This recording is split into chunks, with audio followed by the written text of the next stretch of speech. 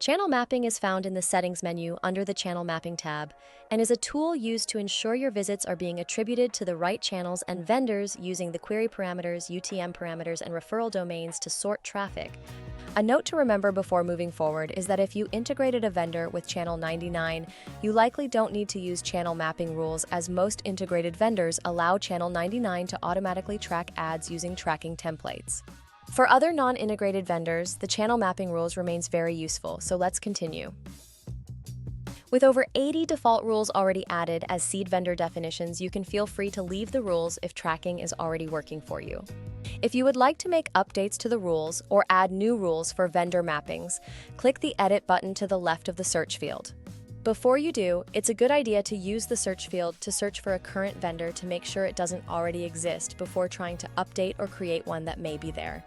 Once you click the Edit button, the page will lock for all other users and you will enter editing mode. The medium and source fields will look for UTM medium and UTM source specifically, since UTM parameters are so commonly used. If you're not using UTM parameters, it's recommended that you use our custom parameter field, which looks at any part of the query string for matching. This is a very open way to classify visits as long as a query parameter was used. Referral domain, while not part of the URL, is available as a tracking item, so if you would like to classify any traffic from specific websites that you know shares referral source, it can be tracked. When entering tracking logic, there are two items to remember. Within cells, Channel 99 maintains an OR logic, and between cells, an AND logic is used. Let's zoom in and look at an example. In the medium cell on the left, you see that we are tracking the medium UTM parameter, and we are looking for display. If we added a comma and another term, banner in this case, in this cell, it would mean we wanted to look for display or banner. We will also be looking for the UTM source equaling Google or AdWords or Google Dash Ads or Paid Dash. So let's put this logic together with the ANDs and the ORs.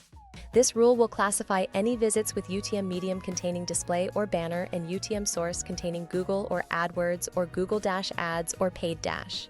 Once you get the hang of it, the logic makes sense. Once you've added, edited, and are ready to save your rules, there's one last step: priority. It's impossible to be perfect, so sometimes there will be clashes in your rules. Channel 99 uses the priority field to understand which fields take precedent over others.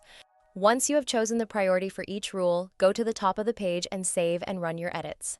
Since this is retroactively reprocessing all your data, it will take 4 to 6 hours before the changes take place, so give it a little time to show in the platform reporting. Thanks for watching this tutorial on the Channel 99 channel mapping section. See you next time in the Channel 99 Training Center.